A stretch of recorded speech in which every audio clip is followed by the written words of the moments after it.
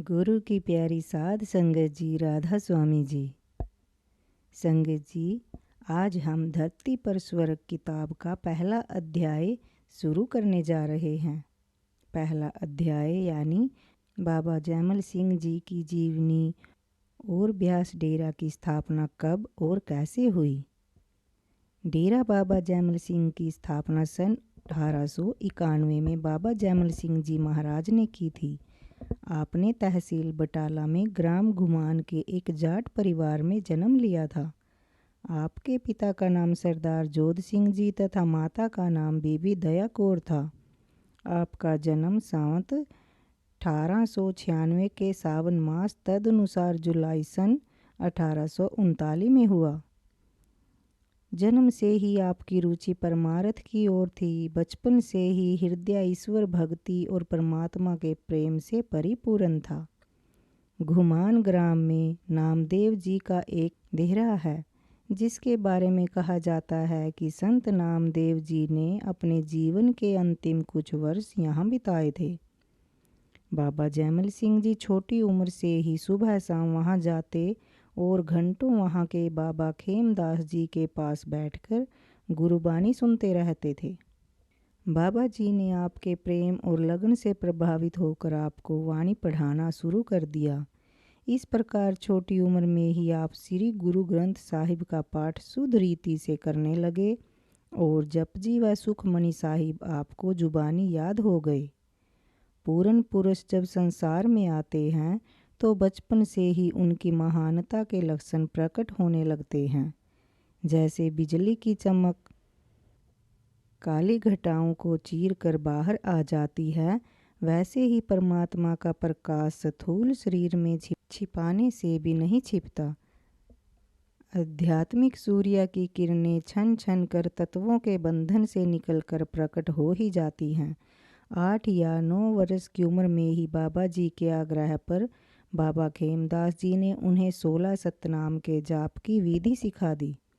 उससे आपका मन एकाग्र तो हुआ, परंतु आंतरिक रूहानी जिज्ञासा शांत न हुई। बाबा जी को तो उस नाम की खोज थी जिसके विषय में श्री गुरु ग्रंथ साहिब में लिखा है, नामे ही ते सब किछ होआ, बिन सतगुरु नाम न जापे। और नाम के धारे खंड ब्रह्मांड, नाम के धारे आकाश पाताल, नाम के धारे पूरिया सब भवन।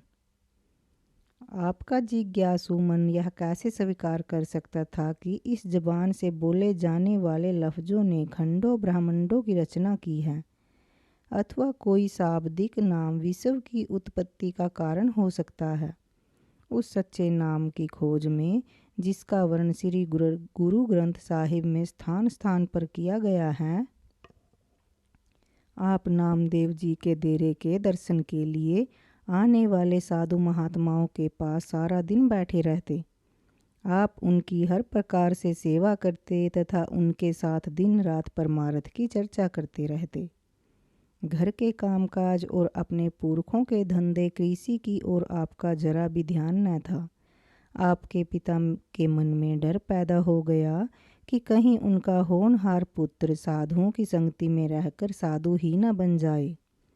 अतएव साधुओं के मेल मिलाप से दूर रखने के विचार से उन्होंने आपको आपकी बहन बीबी ताबो के पास ग्राम सठियाला में भेज दिया।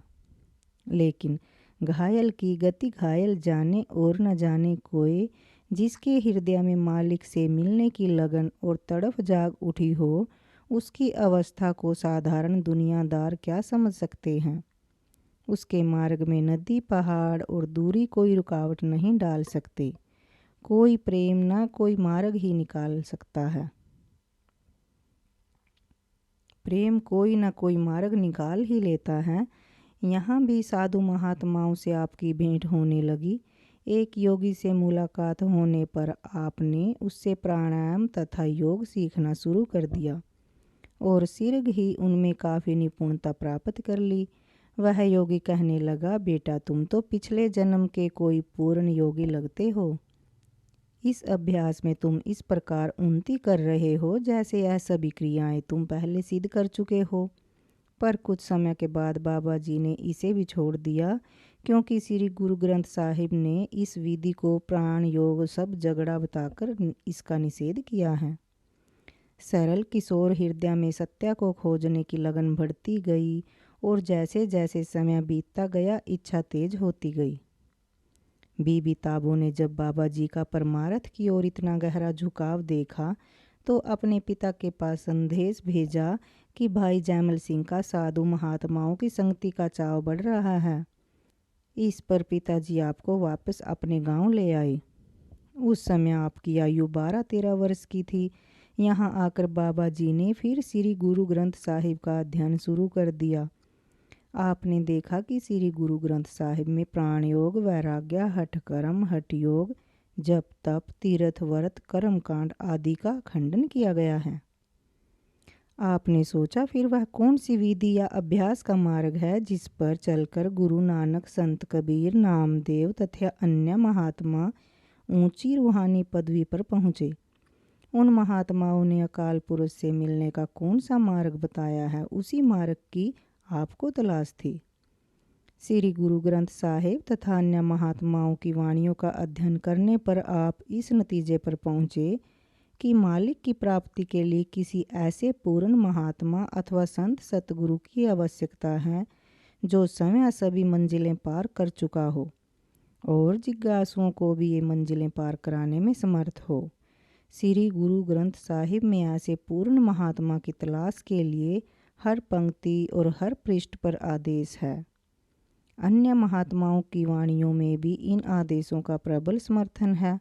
अतएव आपके मन में पूर्ण विश्वास हो गया कि ग्रंथ पोथियों के पाठ, वेद शास्त्र आदि के पाठ पाठन से अथवा किसी ग्रंथ की पूजा से परमात्मा की प्राप्ति असंभव है। गुरु साहिबान की भक्ति और अभ्यास की विधि के बारे में काफ़ी अध्ययन और सोच विचार के बाद बाबा जी इस निर्णय पर पहुँचे कि वे अनहद शब्द के अभ्यासी थे। उनका मार्ग 5 शब्द का मार्ग था और उनका ध्येय था परमपिता परमात्मा का वह धाम जो पार ब्रह्मा आदि लोकों से परे है, जहाँ प्रलय और महाप्रलय नहीं पहुँचते। अब ऐसे महात्मा की तलाश शुरू हुई जो इस मार्ग का भेद दे सकें।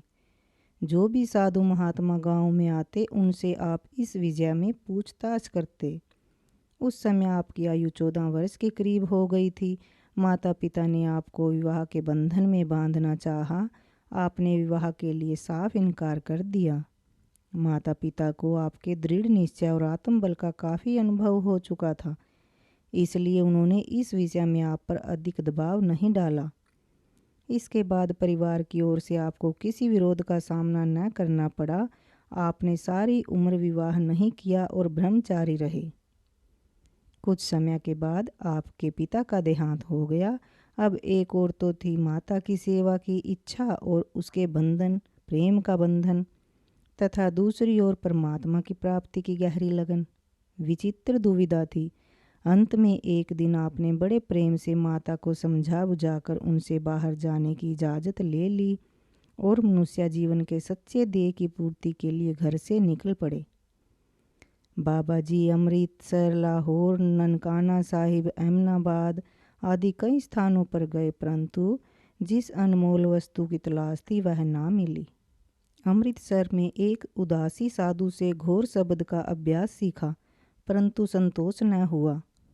जहाँ भी किसी अभ्यासी महात्मा का पता चलता आप पहुँच जाते, परंतु 5 शब्द का भेदी महात्मा कहीं न मिला।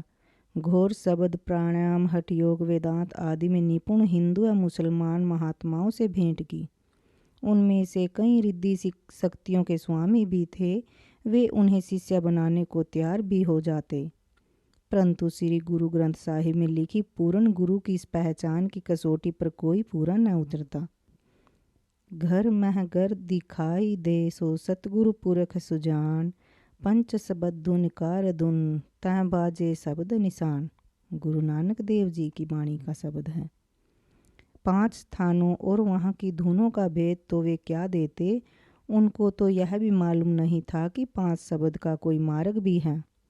सारा पंजाब छान मारा, साधुओं के सभी स्थानों तथा तीर्थों में गए, जिस किशोर अवस्था में आमतौर पर बालक खेल कूद आदि में लग जाते हैं, उस कोमल आयु में आप परमात्मा की प्राप्ति के मार्ग की तलाश में जगह जगह घूमने लगे। उन दिनों रेलगाड़ी, मोटर, बस आदि नहीं थी और सारी यात्रा पैदल तय करनी पड़ती थी।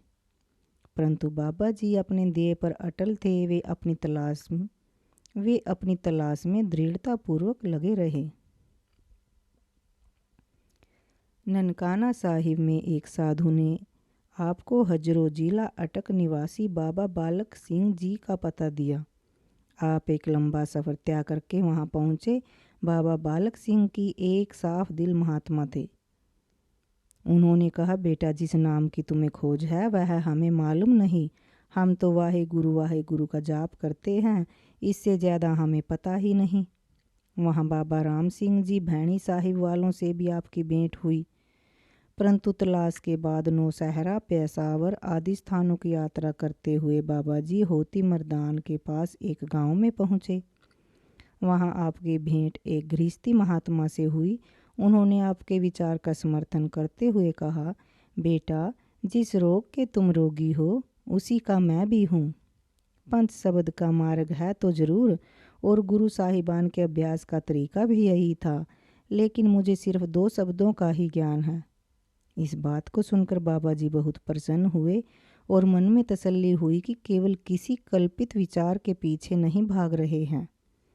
वहाँ से लौटते समय साधुओं की एक टोली के साथ आप ऋषिकेश और रवाना हुए। वहाँ कई महीनों रहकर अनेक साधुओं से मिले, परंतु वह अमूल्य निधि जिसकी आपको खोज थी न मिली।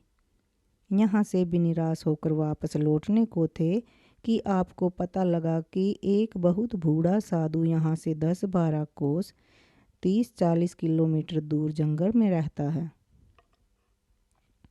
वह आबादी में नहीं आता और न किसी को अपने पास ठहरने देता है। जंगली फल फूल, कंदमूल आदि पर अपना गुजारा करता है। बाबा जी तुरंत उससे मिलने पहुँचे। संगत जी, इससे आगे का वृतांत हम आपको अगले अध्याय में सुनाएंगे जी। राधा स्वामी जी।